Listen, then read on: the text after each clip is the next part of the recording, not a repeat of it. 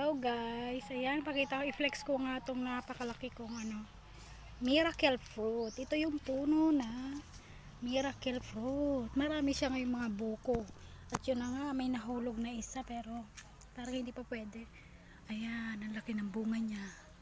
Ayan po yung miracle fruit. Meron na naman tayong magagawang juice sa susunod. Sa siguro, mga April or May, pwede na siya. Lalaki pa yan guys. Ito din, napakalaki niya. Nahulog siya.